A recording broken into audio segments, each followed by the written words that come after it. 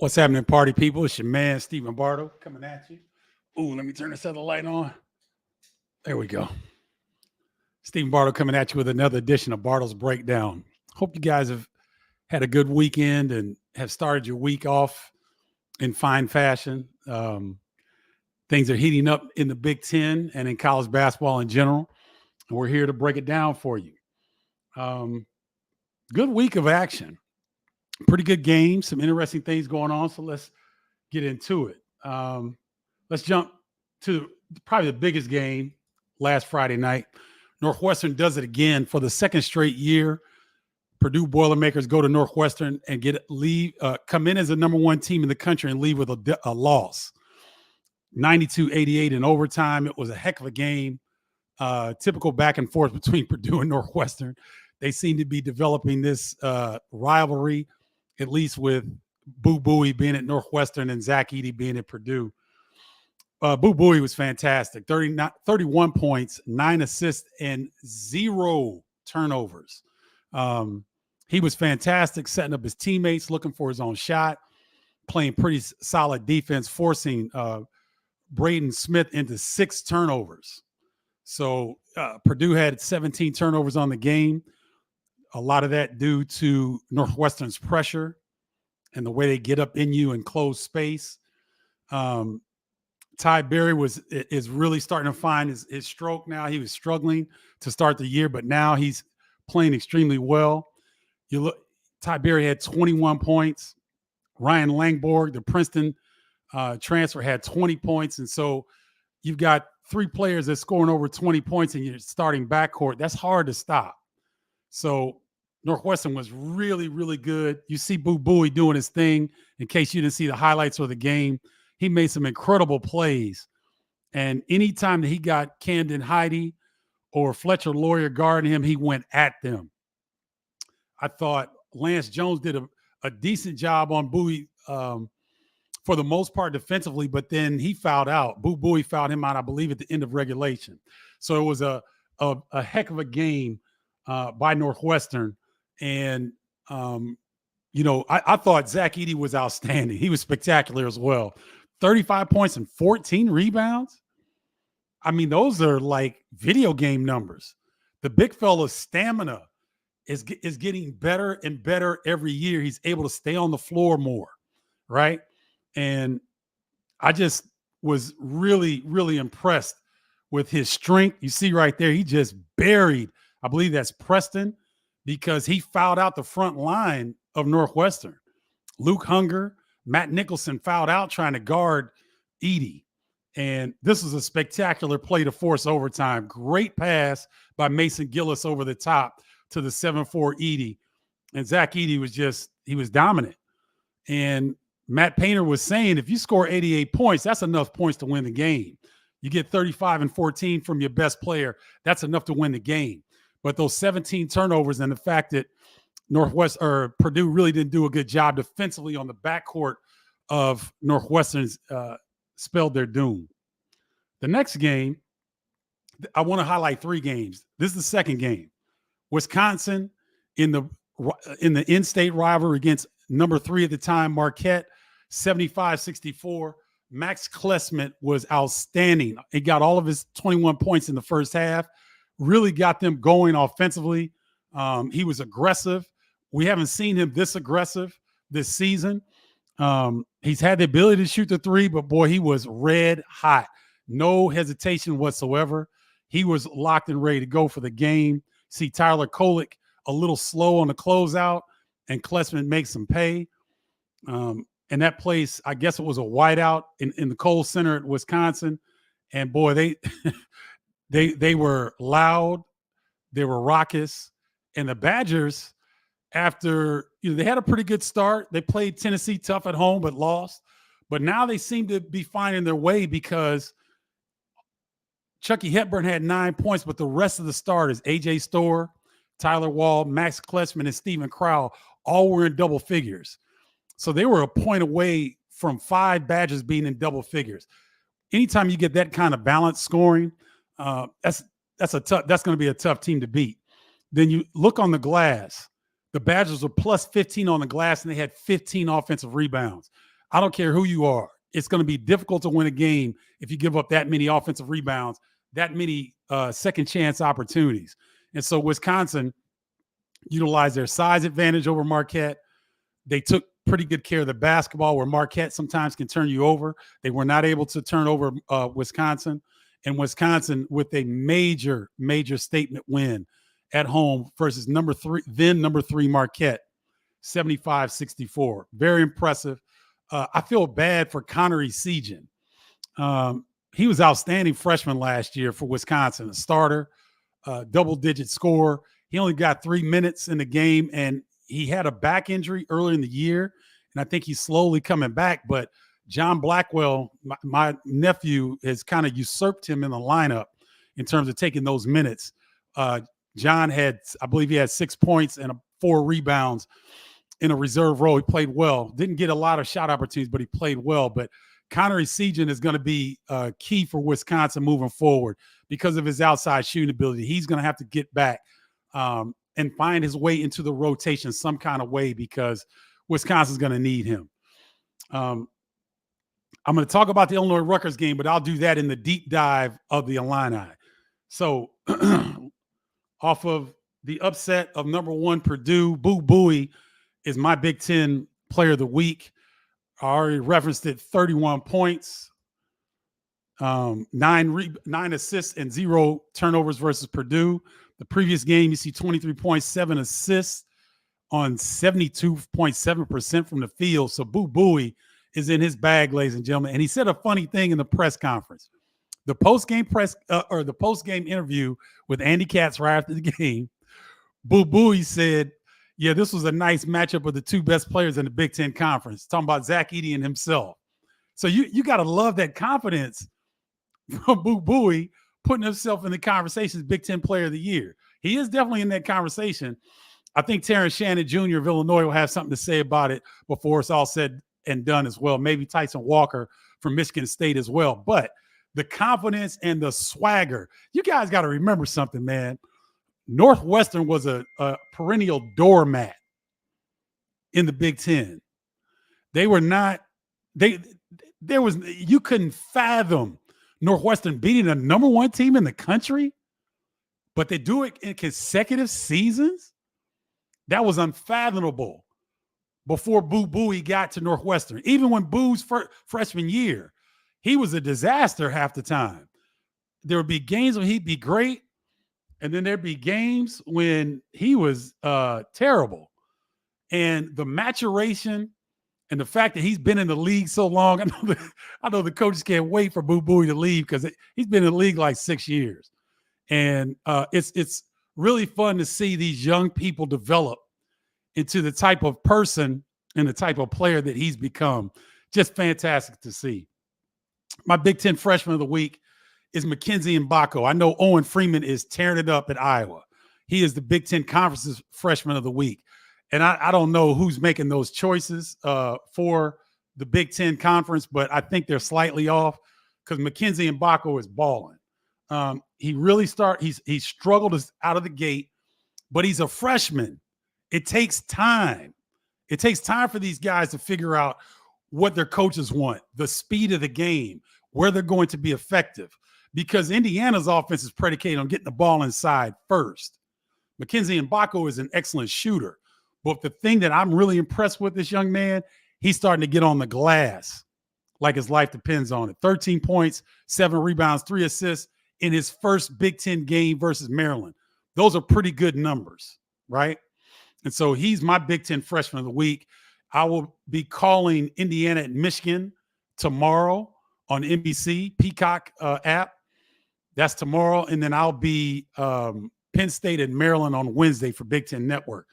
But I'm curious to see if Mackenzie Mbako can continue his stellar play over the last couple games, because with the injury to Xavier Johnson, his production, his aggressiveness, and the 3 assists, I'm not sure that even Mike Woodson and his staff anticipated Mackenzie Mbako dishing out 3 assists like that in his first Big Ten game. That's impressive. That's my Big Ten Freshman of the Week. Congratulations to Boo Buie and Mackenzie Mbako. I got Got my things mixed up here. Oh, no, I didn't. No, I didn't. All right. Now I'm going to go into the deep dive with the Illini, and then we'll talk about stock rising and stock falling. Then we'll talk about the games of the week to watch. All right. So let's go into our deep dive with the Illini. I've done a lot of games in the RAC out at Rutgers. They call it Jersey Mike's Arena now, kind of like the Assembly Hall at State Farm Center, same thing. It's still the RAC, the best nickname in the Big Ten of a home venue. Loud, raucous Jersey fans. And it was packed in there Saturday afternoon. And me and Corey Provis were on the ones and twos. And I'm going to tell you something, ladies and gentlemen. I've called a lot of games in that building. I've never heard it that quiet because the Illini throttled Rutgers. They got out early. They had a stretch at the end of the first half where I believe they had about 4 or 5 costly turnovers that led to fast break points for Rutgers, and Rutgers got back into the game at the end of the first half. And then the second half looked exactly like the first half, minus the point where Rutgers got back in the game because they never got back in the game. No Rutgers player reached double figures. That's an incredible stat. Rutgers wasn't on the road, ladies and gentlemen. They were at home.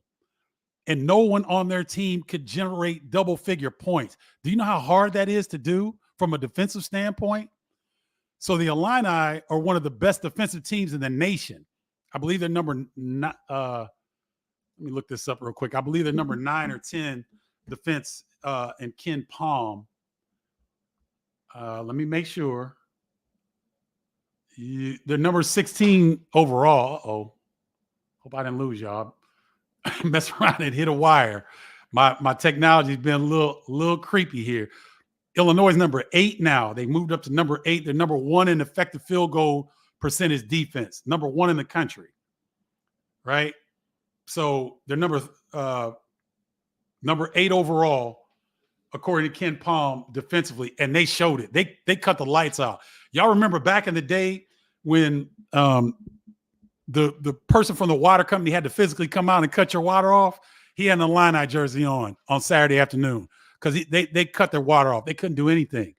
That was the second worst home loss in the Steve Peichel era in the RAC. It was simply amazing.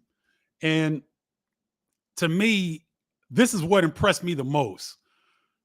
Illinois had a series of turnovers there. Ty Rogers, Terrence Shannon. Terrence had 5 turnovers on the game. Marcus Damask, I believe Luke Goody had 1 in that sequence. It was like a really quick sequence of about 5 turnovers. And what did Illinois do? They settled down. They figured out what Rutgers was trying to do, and you didn't see that spurt again the rest of the game. Now, Rutgers tried to press them, but they didn't do it effectively because Illinois figured out how they had to attack, how they had to come and meet the passes.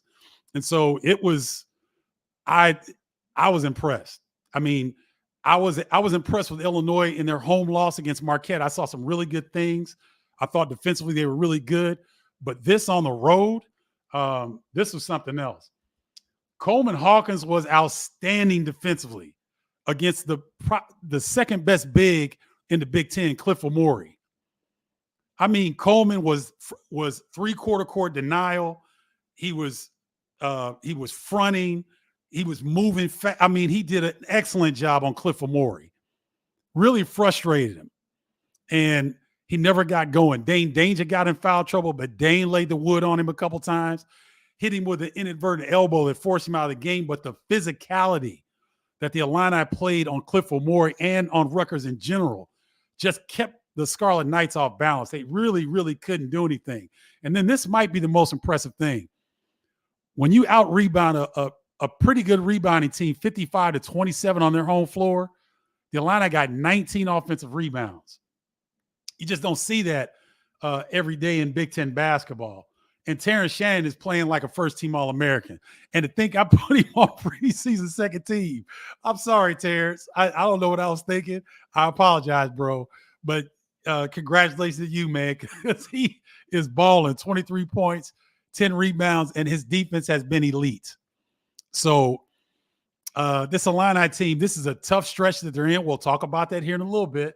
But I tell you what, the way that they're building, This team could be pretty good, right? And so here's the stretch I'm referring to. Rutgers was the first test on the road. Now you've got Florida Atlantic, a Final Four team last year. Coach Underwood says he thinks they're the best passing team in college basketball. They play very similar to Marquette. Their big man up front, he's a 7-footer, does a great job of rim protection. He's a post threat. But everybody else, Elijah Martin, these guys are on the perimeter. They can shoot the three. They can penetrate. They keep you spaced, and they swing the ball better than anybody in the country. So you're going to see an outstanding passing team, a team with great connectivity, and a very veteran ball club in Florida Atlantic, the Owls. So it's going to be a fantastic test for the Illini. Then they've got to go to Tennessee, which is trying to lick their wounds. I know they're banged up. Dalton Knecht rolled his ankle in the game at North Carolina. I haven't checked his availability, but it didn't look like a mild strain. It looked a little bit worse than that. So hopefully they're full strength and the Illini are full strength for that game at Tennessee. That's going to be a whale of a game. Then Illinois comes back against the Patriot League favorites, Colgate, very good team. And then, of course, the border war with Missouri. Anything can happen in those games. So the Illini passed the first test in that tough stretch. All right. If you guys want a free copy of Triple Threat, it's my guide to basketball terminology. Go to bardostribe.com, BARDOS tribe.com. It's a free PDF. It breaks down some of the terms that I use. I utilize hip hop and jazz to be really creative in how I describe the game of basketball. I think you guys will enjoy it. So make sure you go to Bardo's Tribe, BARDOS tribe.com to get your free copy of Triple Threat, my guide to basketball technology. Make sure you get your free copy today. All right. Now let's look at some teams that we talked about. Their stocks are rising. Illinois, Wisconsin, Ohio State with a nice home victory over Minnesota last night. Bruce Thornton had 28 points. They had pretty good balance in terms of offensively. Dale Bonner is coming off the bench as a sniper, doing a really good job, providing a nice offensive punch off the bench. Jamison Battle was seriously motivated to go against his former Minnesota Gophers team. He had a really good game, was attacking inside and out. That was one of the 2 or 3 games where he's been the most aggressive that I've seen him offensively. So Ohio State really starting to round into a pretty formidable Big Ten team. Chris Holtman's playing about 9 or 10 guys right now, where in the past his rotations have been a little bit shorter, but I think he's got the depth with Dale Bonner,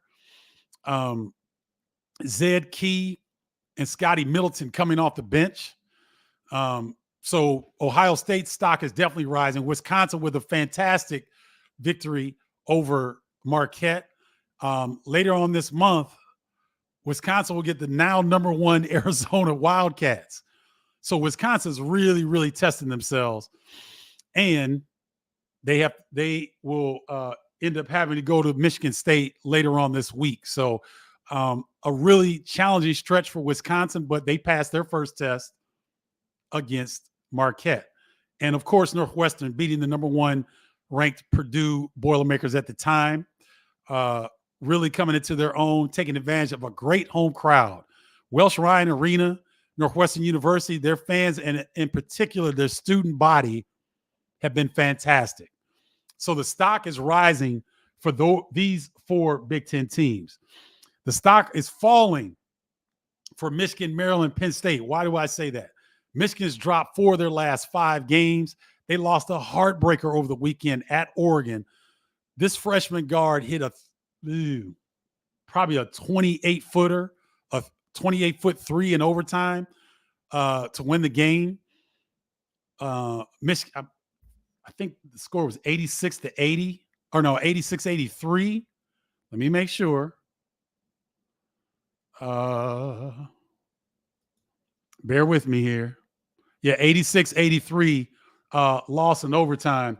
But I've been talking to y'all about Dougie Fresh. He's been beatboxing on cats, career high 33. It Hey, Doug McDaniel is the third leading scorer in the Big Ten Conference right now, averaging over 20 points per game. He's balling. He hit 7 threes at Oregon. He's setting up his teammates. He's taking care of the basketball. But the Wolverines have got to find a way to defend. They're giving up way too many points if they're going to have any kind of consistent success. But it ain't due to Doug McDaniel, because Dougie Fresh is balling, beatboxing, whatever you want to call it, old school, hip hop. Dougie Fresh killing them. Maryland goes to Indiana, and I thought they might have an advantage because Xavier Johnson was out with injury. They started the freshman Gabe Cupps at the point guard, but Trey Galloway really took over the primary ball handling duties and the offense initiation duties, and Galloway balled out. Gabe Cupps was solid. Didn't look to score much. I think he was 0 of 3 or 1 of 4 from the field, hit a couple free throws. He was solid taking care of the basketball, but Maryland couldn't take advantage, and they could only muster 54 points at Indiana. So, Maryland early in the week really busted out and scored near the century mark against Rider early in the week, but against these heavyweight teams, they have really struggled to score the basketball. Dante Scott looks a little heavy to me. Doesn't look like he's in the best shape. He was 1 of 8 from the field. Jamie Kaiser and Deshaun Harris-Smith are really good freshmen, but they're showing you that they're more the norm than the exception in terms of freshmen being counted on and having to come in and figure it out. The game is still moving at breakneck speed for these youngsters, and their production shows because they're struggling. And it's going to take them a while to kind of figure it out. They got to get in the game sessions. They got to go through. They got to practice, get back on the practice court and get better. But it's a trial by fire. And it looks like if Julian Reese and Jameer Young don't go for 20 apiece at least, it's going to be hard for Maryland to compete night in and night out against the league heavyweights. So their stock is falling. And Penn State lost to Bucknell at home. Bucknell was Penn State, I believe, was a 21.5-point favorite. So Penn State's hit a little slide here. I believe they dropped 3 of their last 4. They've hit a little bit of a skid. And Mike Rose has got to figure out, does he need to tighten up his rotation, or do these guys just need more time to play with one another? But if they're dropping games to teams that aren't at the heavyweight level that they're going to have to compete against night in and night out, it could be a long season for Penn State. So stock is falling right now for Michigan, Maryland, and Penn State. All right. And then finally, before I get to your questions, games to watch this week. Tonight, Iowa Hawkeyes invade Mackey Arena to take on Purdue. You know the Boilers will be stinging from that loss at Northwestern Friday night, so they'll look to rebound. Ben Krikke has been a revelation, as has the freshman Owen Freeman, who picked up his 3rd Big Ten Freshman of the Week honor from the Big Ten Conference. Ben Krikke is a talented transfer from Valparaiso. He's a mid-range assassin, does a great job of attacking. I thought he was more of a traditional post-up guy, but he's a lot more skilled than that. And I should have known, because Fran McCaffrey, when he sees a player that he likes, they generally have a lot of offensive ability. And Ben Krikke has really turned into a mid-range sniper. I know he can shoot the 3. He can go with his back to the basket. And he's been a revelation, as has Owen Freeman, the freshman, who is Big Ten Freshman of the Week for the Big Ten Conference. So it's going to be interesting. Can Iowa score in that raucous environment at Mackey Arena? And can Iowa limit their turnovers? Because where Northwestern's not going to pressure you full court, Northwestern will wait for you in a half-court set, but then they'll scramble like hell. They'll hard hedge on ball screens. They're helping like crazy. They work their butts off in the half-court defense. But Iowa's going to shift it on you. Iowa's going to go 3/4 court pressure. They'll go half-court run and jump. They might go pressure after a missed free throw, make or miss on a free throw. They'll press. So they're going to try to get Braden Smith uncomfortable. just like Northwestern had Braden Smith uncomfortable. And I don't want you to think I'm trashing Braden, because he did have 9 assists in that Northwestern game. I believe he was in double figures as well. So he did a lot of good things, but his turnover numbers have been a little bit high in some of these games.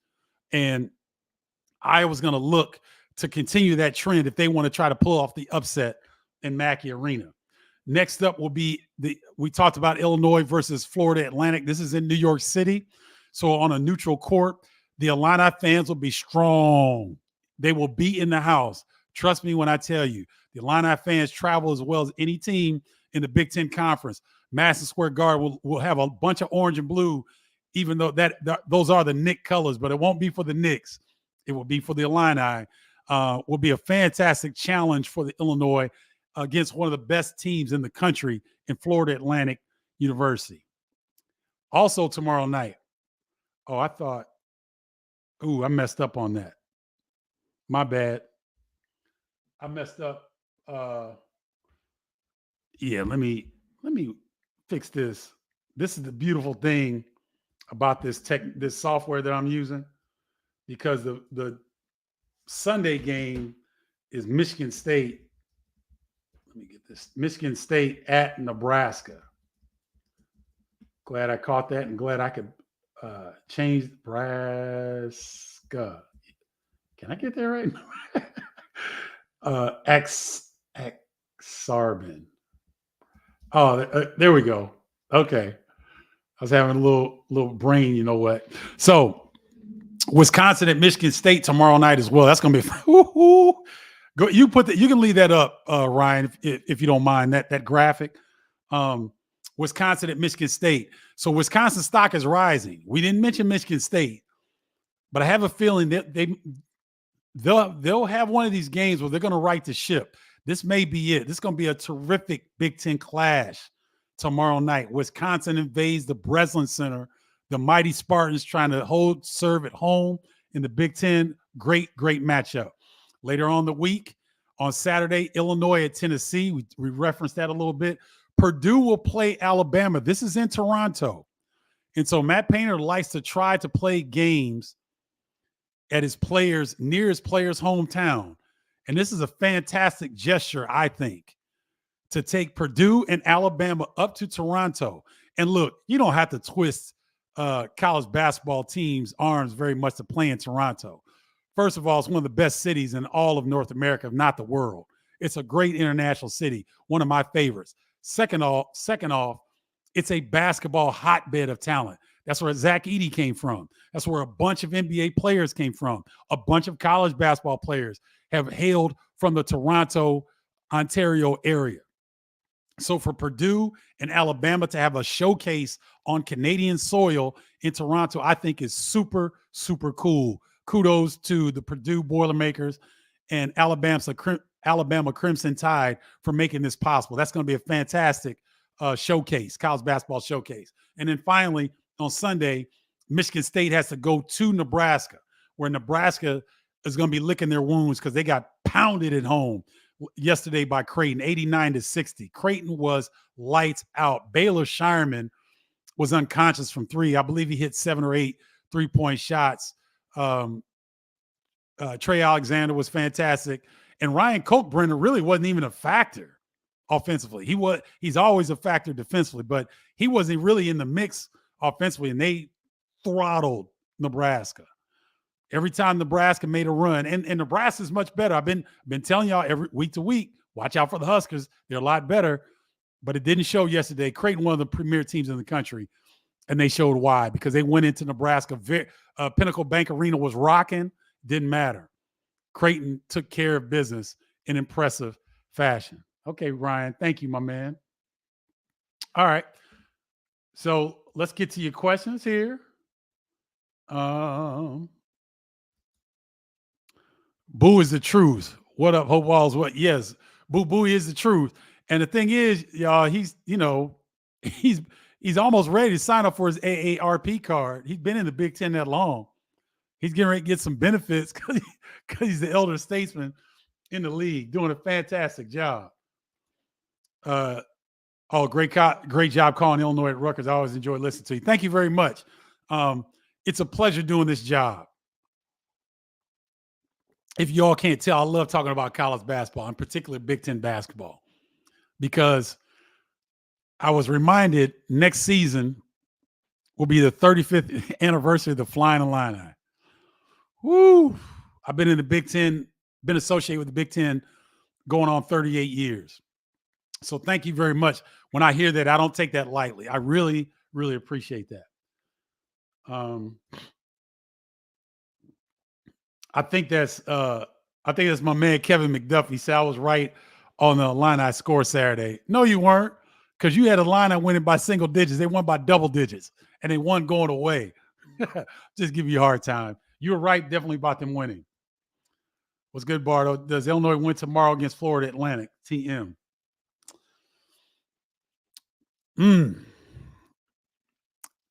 Smaller teams with a plethora of guards may pose problems for the Illini this season. Why do I say that? Without Niccolo Moretti, who's still out with injury, but he's coming back. I think he'll be back soon. Dre Gibbs Lawhorn is quick enough and athletic enough to play with these guys, but he's a freshman, right? So Florida Atlantic, let me pull them up real quick and give you a sense of their run down their roster to you, because they are really, really impressive. So when you look at Florida Atlantic, Jonell Davis is a 6'4" guy that can play 1 through 4 positions. Gary, Indiana native. He was one of the stars of the team last year. Then you've got Vlad Golden inside at 7'1".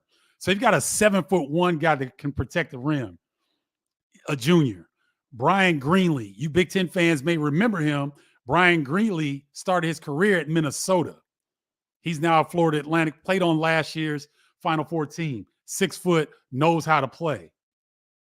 Elijah Martin may be their best player at 6'2", 215 pounds, a guy that may get a look on the gridiron if he doesn't play professional basketball.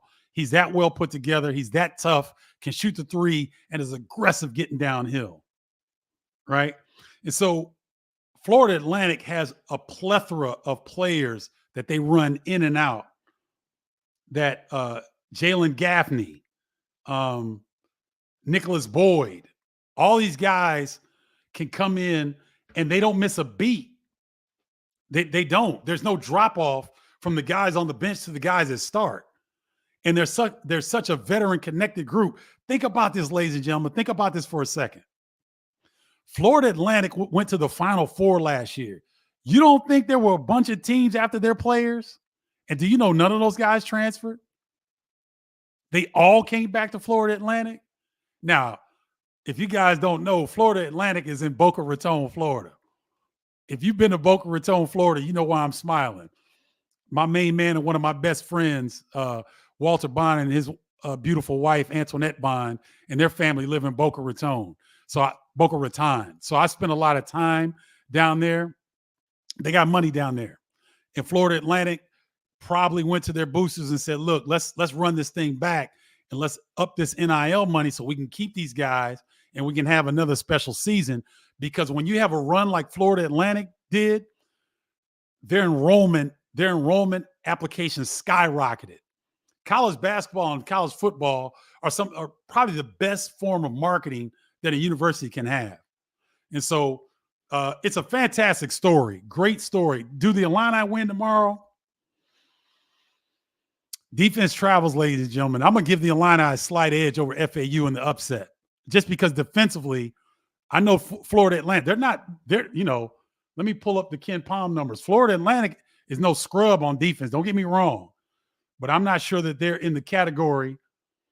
They're 37. They're top 40 defensively, but they're number 7 offensively. They've got the 7th most efficient offense in the country, right?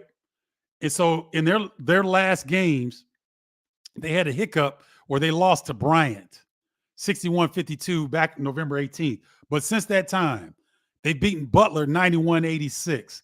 Texas A&M, which is a really good team, 96-89. They beat Virginia Tech 84-50. That's an ACC team, ladies and gentlemen. They beat a pretty good Virginia Tech team 84-50. That's crazy. They beat a very good Liberty team coached by Richie McKay. Liberty's pretty good. They beat them 83-58, and then they come back and beat Charleston 90-74. So these guys can score, and they're top 40 defensively. That's why they're number 14 in the country, according to Ken Palm.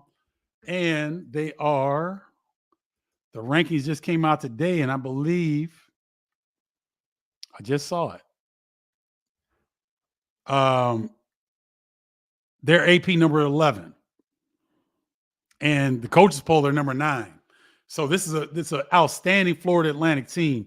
But the defense that I saw at Rutgers, Illinois can play with anybody. So I'm going to give Illinois a slight edge in this one, because when you're old and as big as the Illini are, you guys got to remember something. And I think the size and the defensive ability of the Illini will probably give the Illini an edge. Ty Rogers is 6'5", 6'6". Marcus Domas is 6'5", 6'6". Terrence Shannon might be listed as 6'6". He's 6'7". Coleman Hawkins goes up to the sky at 6'11". Quincy Guerrier is 6'8". The Illini are big. They switch well. They talk on defense, and they're old, right? And so then you come off the bench. Justin Harmon, he was outstanding defensively. Gibbs Lawhorn, I saw a press conference for Brad Underwood yesterday, and the reason he didn't get in the game against Rutgers is because he didn't practice well. So, but hopefully the young fella learn, and he'll come back to practice and put in the work so that he can play against Florida Atlantic and these other teams moving forward. But the Illini are big. And when you're that big and you're committed on the defensive end, and you think that you beat your primary defender off the bounce, and then there's another 6'5", 6'6" dude cutting off the baseline on help side, or a 6'8" Quincy Guerrier, or a 6'11" Coleman Hawkins, and the way that the Illini rebounded, I give the Illini a slight edge. But I wouldn't be surprised if Florida Atlantic wins. But from what I saw in person and what I've seen throughout the Illini this year, the passing ability of Florida Atlantic is elite. But the defense of the Illini is elite. And generally, defense wins over in generally. So it's going to be a fantastic game. But I give the slight edge to the Illini. Rutgers is going to beat a lot of Big Ten teams if their threes are hitting. I agree. But they didn't get clean looks because the Illini were in their jerseys. Brotz, good to see you, my man. My 4-1, 3-2 prediction, Illini road trip looking real strong right out of the gate. Yes, it is. Yes, it is. The Illini are starting to gel, and it's because the experience of our new additions bring this week will tell a lot. Yes, it will, Thomas Dagley. Good to see you, my man.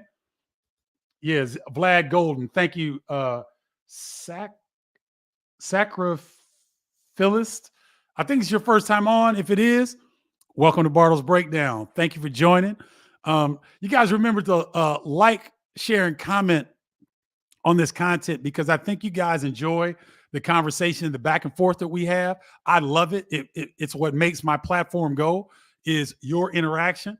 And if you guys know any other college basketball fans, in particular Big Ten college basketball fans, that would like this conversation, please share this with them, because we want to grow this thing and have it be a very vibrant community. Bardo's Breakdown on Facebook is blowing up, but I want to really grow the YouTube presence as well, because that's a different demographic that's coming to Bardo's Breakdown, and I think that you all will enjoy the conversation as well. So please like, share, and comment on this video. It really helps the algorithm get this out to other people that would find this information useful. So thank you so much, Sacriphilist, if I said that right.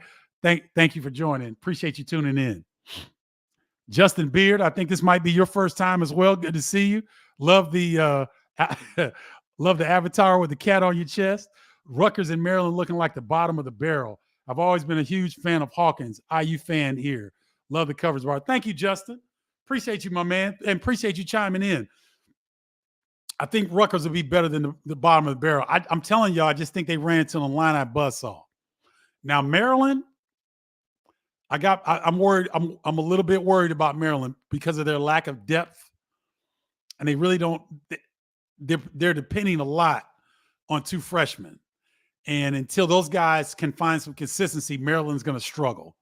So I don't think Rutgers will be at the bottom of the barrel, but Maryland better be careful because they could find themselves really struggling this season if they can't find some consistency and a way to score the basketball. But IU fan there. Okay. Thank you, Justin. And thank you for tuning in, my man. I appreciate you. I have unlimited mobile data. Good for you, Carol. Thanks for tuning in. Carol is a tribe member. If you guys want to join the tribe, you can go. Hold on. Let me pull this up. Where is it? Go to bardostribe.com and join the newsletter. You can go on there and look at the basketball membership as well. So bardostribe.com, and you'll see a pop-up sign. It'll be your you can get your free copy of Triple Threat, Stephen Bardo's Guide to Basketball Terminology. Give me your email. I don't spam. I won't blow you up. It'll come at least once a week, and you'll get different information than I give on the show. But if you're interested, please jump over there. Get your free copy today. All right. Who you like in the upcoming Michigan State Baylor game? MSU had a week off to work out the kinks. I still like Baylor. Their backcourt is tremendous. Jonathan I can't even say this dude's name. Chata Chamwa, something like that. Big fella. He is a big presence up front. So up front, Baylor has rim protection. They're physical, and their guards guard play at Jacoby. Let me pull this up. Baylor is undefeated and the 6th-ranked team in the country. And they've got Michigan State at home, I believe. No, I'm sorry. That's in Detroit, Michigan, at Little Caesars Arena. Baylor is rough, man. And Jacoby Walter is the real deal. Missy up front, along with Jonathan. They've got everything. And then R.J. Dennis, if you Illini fans remember, R.J. Dennis was thought to become the Illinois. He's an outstanding point guard. He's averaging 6.5 assists per game. So this is a talented ball club in Baylor, undefeated right now. And if I had to pick, I'd have to pick Baylor. They've got wins over Auburn. They've beaten Oregon State, Florida, among the heavyweights. And so we'll see. They've got Seton Hall tomorrow before they play Michigan State. Michigan State is in a couple weeks. That's not this week. That's in a couple weeks. So they've got a stiff test against Wisconsin and Nebraska before they face a Baylor team. So let's see what happens. But if they can get if Michigan State can get if they get a win at home against Wisconsin and a win on the road against Nebraska, you know that Tom Izzo got his point across and that the guys are starting to gel. They're starting to figure out. They're starting to shoot the ball better. But Michigan State has been so poor from the field and from three, which is uncharacteristic of them. They really miss Joey Hauser and his versatility on defense and his ability on offense to step out and knock down a consistent three and to score on all three levels. They miss his scoring ability. Wait a minute. I missed one. Terrence Shannon impressed me also. If he's not the fast player in the end of the Big Ten, I wonder who he is. Doug McDaniel might be slightly faster. Trying to think who else.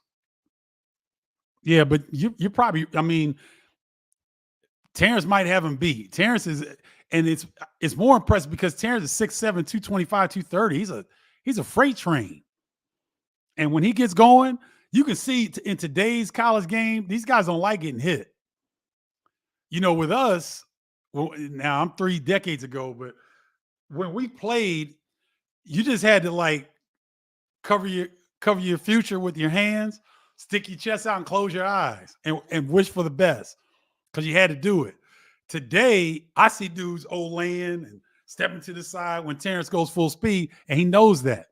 And he's taking advantage of it. I saw it a couple times against Rutgers, and Rutgers is a tough-minded team. They want to know parts of that freight train. And he's a load. Body-wise, he reminds me of Nick Anderson, but he's probably 2 inches taller than Nick. So, and Nick was a load. And Terrence, I think Terrence is faster. Terrence doesn't jump quite as high, but he's a load. And defensively, he's been elite. He's been the best two-way player probably in the country up to this point. What's up, Kyrie Thompson? Good to see you. Man, that little Asian guard from Nebraska, Keisei Tominaga, can shoot that thing. Yes, he can. Size will be his pro basketball downfall, but fun to watch him. Kyrie, listen, I said this probably 2 or 3 weeks ago. Keisei Tominaga was third last season in the Big Ten in 2-point field goal percentage.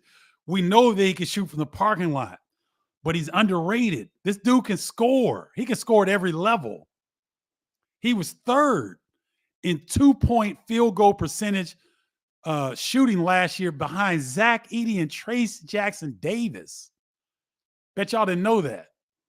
Keisei Tominaga is a future pro. It may not be at the NBA level, but the kid is a future pro. He can score that thing. And he's fun to watch. And he's a fan favorite in Lincoln, Nebraska. Good to see you, Kyrie. Always appreciate your support, brother. Thank you, man. Appreciate you. I came on late. I assume you're not doing the Purdue game. No, not doing the Purdue game. That would be Robbie Hummel, who does every other Big Ten game that I don't do. Brad Underwood says, and correct me if I'm wrong, that this year's team is his best team. Well, I think it's kind of premature and early to say that, but they're shaping up to be pretty darn good. I mean, if they're better than that Io Kofi team, that's saying something, because that means there's a Big Ten championship in the future for the Illini. So what's up, Scoop Hoop? Thanks for tuning in. I don't know if that's the case. It's still early, but we'll learn a lot more about them in this stretch that they have.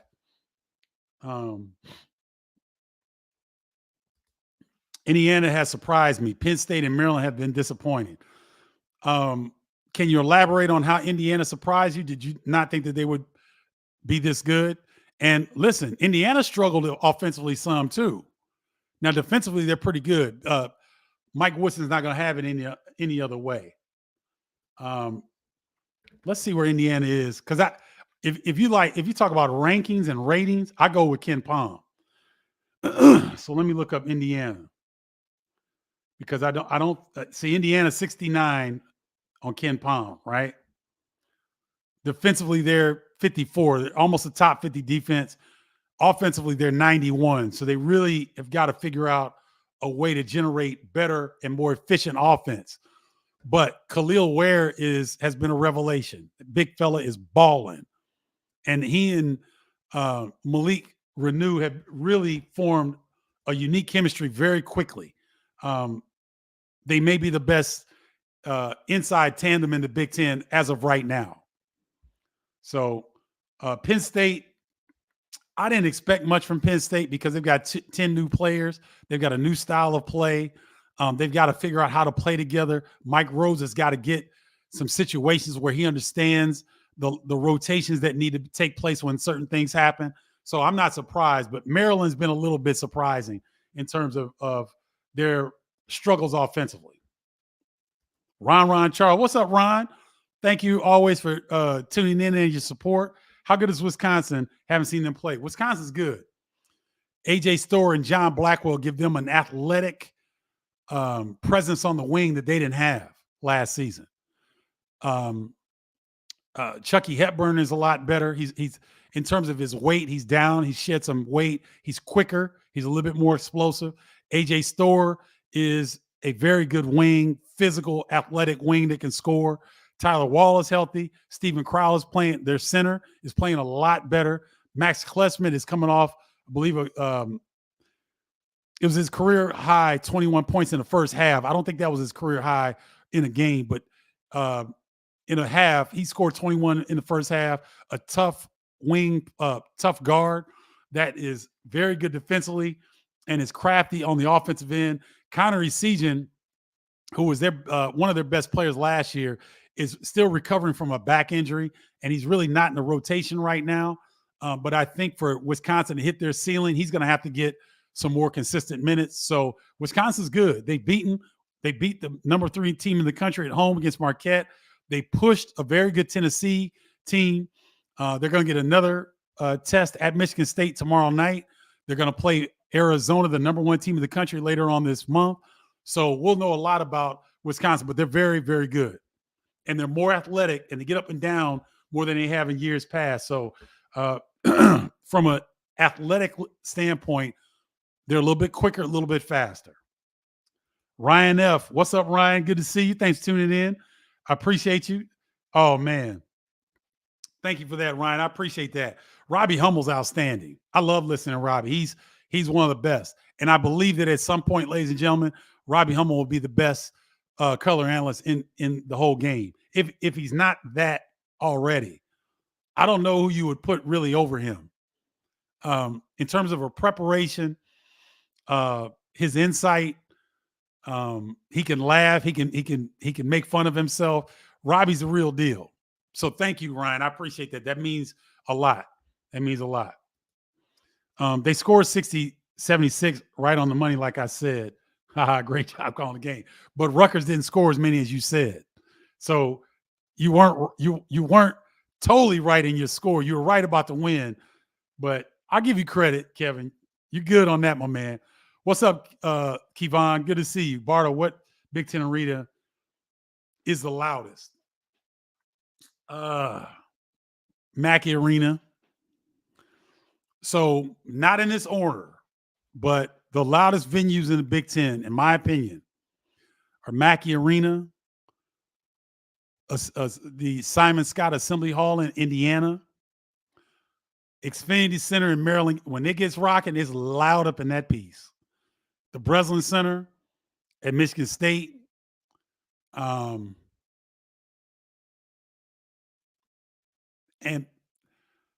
Pinnacle Bank gets rocking a little bit. I give Pinnacle Bank I'll give them some love. Pinnacle Bank and Assembly Hall, about the same. Assembly Hall, the Fighting Illini fans that come to the game, I think they need to be reminded some, because in the renovation of State Farm Center, they made the seats too damn comfortable. The seats are too comfortable. I got season tickets this season for the Illini. I went to the Marquette game. And I understand now why the fans don't get up all the time at the State Farm Center, because the seats are too damn comfortable. They should have put an electric thing in the seats, so when it gets too quiet, you hit the button and people, they got to jump up and make some noise.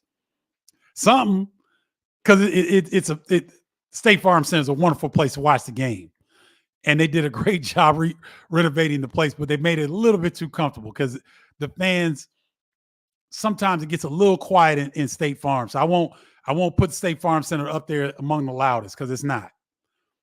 Purdue, Indiana, Maryland, Michigan State, sometimes Nebraska, Ohio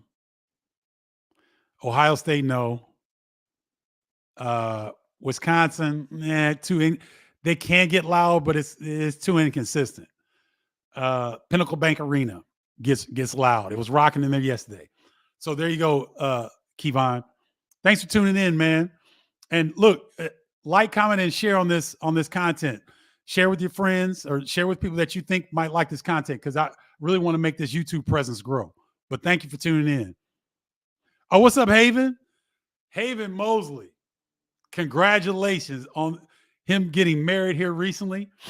I've seen Haven a few times when he was working. Very knowledgeable guy about sports in general, but in particular, basketball. Haven played college football and basketball, I believe, at Western Kentucky University. So this dude is a gem. He's part of the tribe. He's a longtime supporter of Bardo's Breakdown. Congratulations, Haven, on your wedding and your newlywed. Stay in newlywed bliss as long as you can, brother. College basketball is missing personality. No Dick Vitale, Musburger, Bill Raftery. Oh, Bill's still there. Oh, I plan to take over. Because I have, Haven, you know me. If you tune into the games, y'all know I have fun. I'll drop a old school hip hop reference in a heartbeat, or I'll nickname Xavier Johnson DMX. I got Doug McDaniels, Dougie Fresh. I got to come up with a nickname for Terrence Shannon Jr. because he's an assassin. He's nasty in a good way. But thank you, Haven. Appreciate that, man. I plan to. What's up, David Yin? Good to see you. Do you agree this is Illini team is Brad's best team so far? It's too early. I don't want to go out on a limb and say that's too early. This stretch will tell a lot, but they look really good right now. And a lot of times, if you're looking at your favorite team, you don't want to make too quick a prognostication off of a really impressive victory. You want to see how they do on a consistent basis against those heavyweight teams. I tell you what, though, they're really good. If they're not his best, it's close. And don't get me wrong. This could end up being his best team. But let's take some more games and get into the Big Ten slate to see how they respond. Right? Let's check that out. But thank you, David. Appreciate you tuning in, man. What's up, Imani?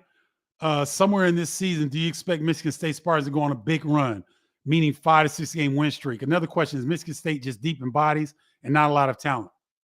Let me answer yours in reverse. Michigan State's arguably got some of the best talent in the Big Ten. And yes, they are deep. Yes, I do expect Michigan State to get on a winning streak against some heavyweights because they have the talent to do so, and they have the coach and the coaching staff to do so. They've got guys in new roles this year. And there might be some tension because those freshmen Izzo's got to get minutes for those freshmen. Jeremy Fears is coming. Cohen Carr is already getting quality minutes. And Xavier Booker is a McDonald's All-American. Now, he's light in the britches. So he's probably got to get a lot stronger, but skill-wise, he's got to play. So there might be some friction there that we're not aware of with that team, with their upperclassmen versus the freshmen. Now, I'm not trying to – I don't know that for a fact. I haven't heard anything like that.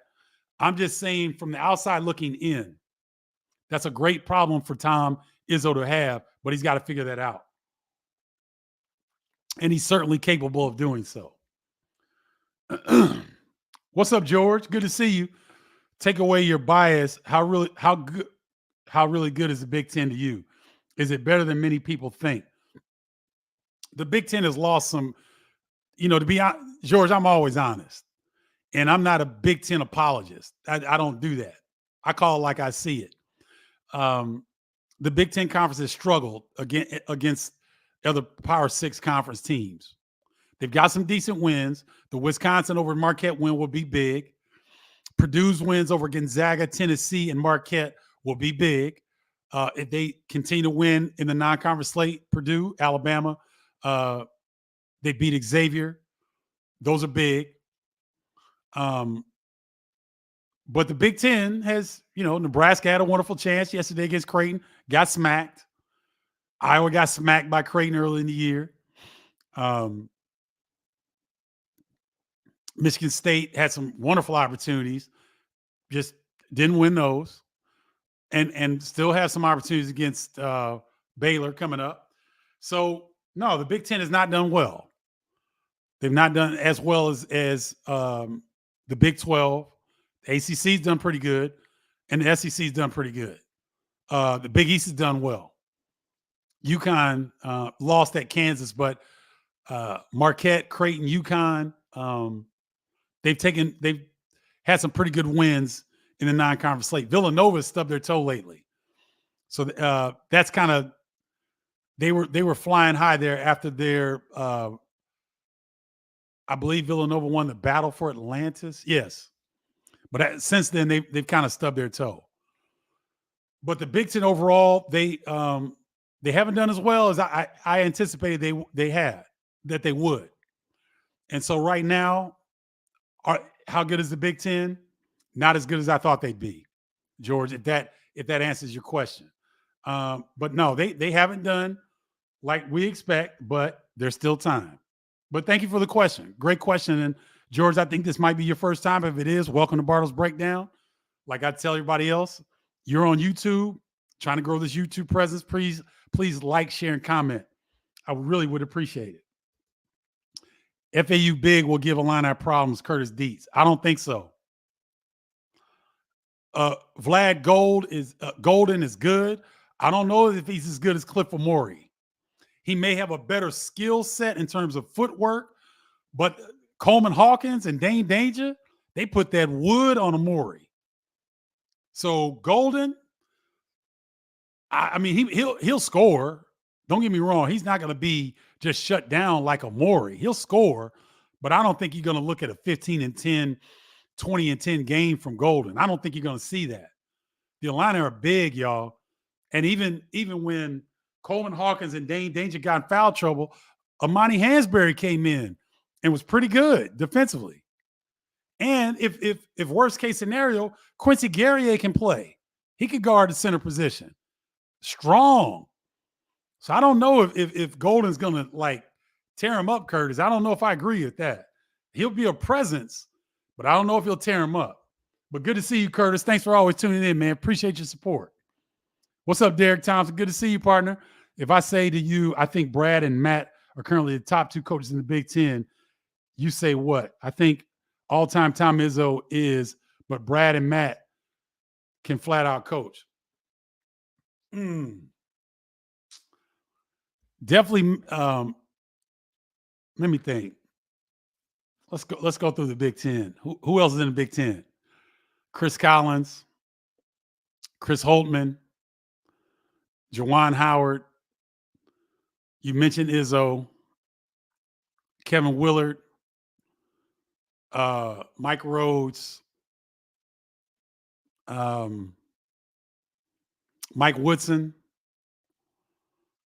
Greg Gard, Ben Johnson, Fred Hoiberg. Brad's right there. So is Matt. I mean, the consistency that you've seen for Purdue and the way that Matt Painter recruits and their staff, player development, Brandon Brantley, those guys do an excellent job developing players. So I definitely have to throw Matt in there. And Brad, Illinois has the most wins of any Big Ten team in conference play in the last 4 years. So you got to throw Brad in there as well. So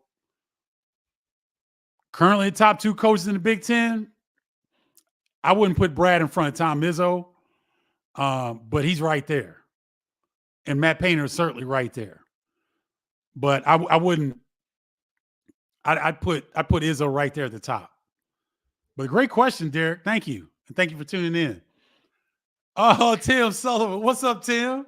How you doing, man? Good seeing you. Tim Sullivan, ladies and gentlemen, is one of the best producer directors in all of college, in all of sports television, really. He's based on the West Coast.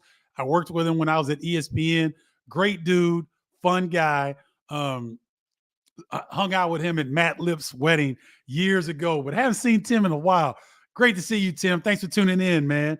What are your thoughts on USC's Isaiah Collier? The truth. If you guys have not seen USC play, everybody was talking about Boogie Ellis, and rightfully so, because last year he was outstanding. But Isaiah Collier is that dude. Isaiah Collier, I believe, on a draft board I saw, is top 5 right now in next year's NBA draft. That dude is the truth. What areas of his game do you like, and what areas does he need to improve upon? I think Isaiah's outside shot can get more consistent. He's got a little funky approach on his shot. It's a little bit weird. It's effective, but if he could smooth that out, because he can get downhill, he can handle, he can pass, he can score creatively inside the paint. He is that dude. Excellent guard. He's a big physical cat too. So maybe smoothing out his shot and being more consistent, Tim. But boy, he is fun to watch. So man, salute to Tim Sullivan. Thanks for jumping in, my man. Appreciate you. Good seeing you. Illinois wins over FAU tomorrow night, 75-68. Okay, Kevin. All right, we'll see. I'll write that down. What's up, M. Brats? Oh, did he really, Ryan? Hey, you know what? I love it. I love the confidence. Do your thing, Boo Booey, because you know what? He's playing like one of the best players in the country. And you know what? If Boo Booey doesn't think so, who else will? Right? That's why confidence is so important in this game. You got to have it. So if that's what he said, salute, Boo. I see you, young fella, or I see you, old fella. What's up, Dory? Caught the tail end of Wisconsin game. Looks like Chucky Hepburn is back and forth. Chucky Hepburn is back in form. Yes, he is. What's up, Dory? Good to see you. Dory's a tribe member. Curtis Dietz is a tribe member. Kevin McDuffie is as well. Uh-oh. Oh, here we go. Oh, okay, Curtis. Oh, okay. All right. Well, they're playing pretty well. They're going to get tested tomorrow, though. They go to Michigan, and Michigan can score. Michigan, I believe, is averaging. I don't have my board in front of me for tomorrow night's game. I think Michigan's averaging 83 or 84 points a game. They can score. So if Indiana has had difficulty scoring in basketball, if they can't lock down and defend, and Michigan's hard to defend against because Doug McDaniels, number 3 scorer in the Big Ten at over 20 a game.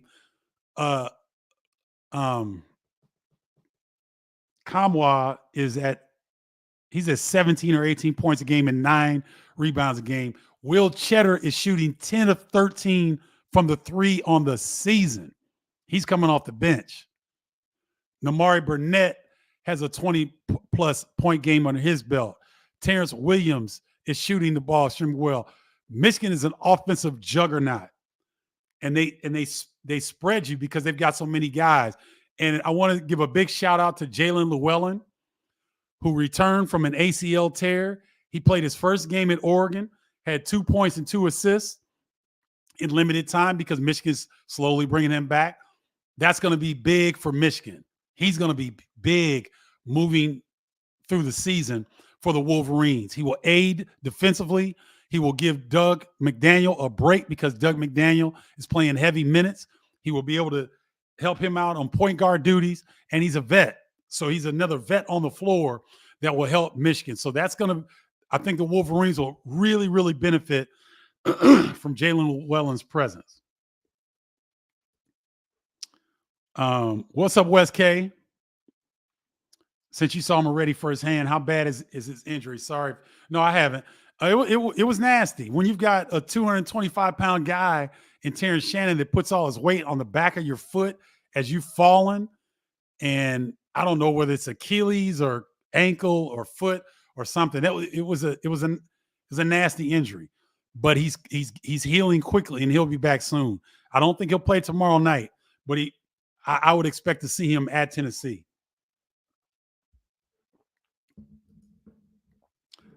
Seat's too comfortable. That 100 level about puts my knees above my head. Brats. There you go. Coleman was not only great defensively, but he was the key factor for them breaking the press. Yes, he was, Ryan. Rutgers small guards cannot trap him at all because of his length. Great point, Ryan. Great point.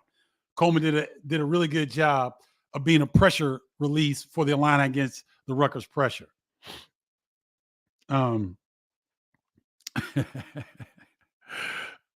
Great point with the flying Illini. No matter how comfy the seats were, it didn't matter. Illini fans were standing all the time. If I did sit for a second, you guys would give me reason to get back up. Thank you, Carol. Yeah, we had fun, man. That was a heck of a game. How did Brandon Podziemski fall through the cracks with Illinois? He could have been good for us last year. John Yee, yes, he could have. However, here's the thing. He was behind Trent Frazier and DeMonte Williams.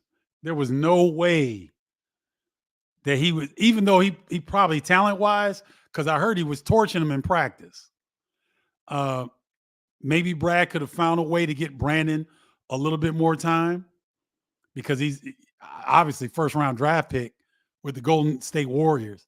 Very, very talented guard. But it was going to be tough for him to get time, like you're going to see with Michigan State this year. I think Izzo has seen this particular example, John. And so he's going to have to figure out a way to get Jeremy Fears some minutes. Brandon Podziemski definitely deserved some minutes. But if you're Coach Underwood, you kind of understand, because Trent Frazier and DeMonte Williams, guys, those veterans are like those warm quilts that your grandmother used to make, or those electronic blankets, or those big old things that, a cold winter day, you just sitting on the couch chilling, you wrap yourself up in. That's what DeMonte Williams and Trent Frazier were to Brad Underwood. So, yes, you let one get away, a very talented one get away. And, yes, he could have helped last year. But that's what happens in college basketball. And if you're an Illini fan, John Yee, which I'm thinking you are, be happy that Brad Underwood is able to attract the type of talent that he's been able to attract to Champaign on a consistent basis, because that's a good problem to have. Great point, though. Thank you, John. Appreciate you. Yeah, I mentioned Chris Collins at Northwestern, Carroll. He's done a fantastic job, especially with Chris Lowry coming on board and them kind of changing up the way they do things. Brian James does an outstanding job. Bryant McIntosh does a great job. Taylor Battle, Boo Booey's older brother, does a fantastic job. That's a very tight-knit coaching staff. And each one of those coaches brings something different to the table. But Chris Collins, he's up there. You're right. I agree.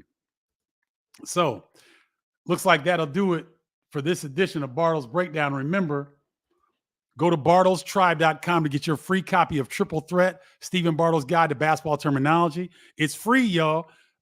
Put your email in. I won't spam you. I won't blow you up, but I'll give you some good insight and some things that I've learned from coaches or at the games, and some different insight that I don't share here on Bardo's Breakdown. I think you really enjoy it. And for those that tune in from YouTube, thank you so much. And from LinkedIn, Tim Sullivan, thank you very much. For those at YouTube, please like, share, and comment this content. If you know of a college basketball fan you think would enjoy this, a Big Ten college basketball fan, share it with them. Okay? You guys, this week I'll be at tomorrow for NBC on Peacock app, Indiana at Michigan. It's a late one. It's a 9:05 Eastern start. Wednesday, I'll be at Penn State at Maryland on Big Ten Network. And then Sunday, Wisconsin at Michigan State at Nebraska this Sunday on Big Ten Network. 3 good games. I hope you guys tune into all of them. Thank you so much for tuning in to Bardo's Breakdown. You guys make my week. I so look forward to doing these shows and look forward to conversing with you guys. If you have any questions, shoot me an email or a text, and you can text me at 312-847-2739 to be a part of the text community, and you have direct access there, or you can go and join the email list at bardostribe.com. Really appreciate you guys. Love you all. Enjoy the week of college basketball that is in front of us. And until next time, holla, y'all.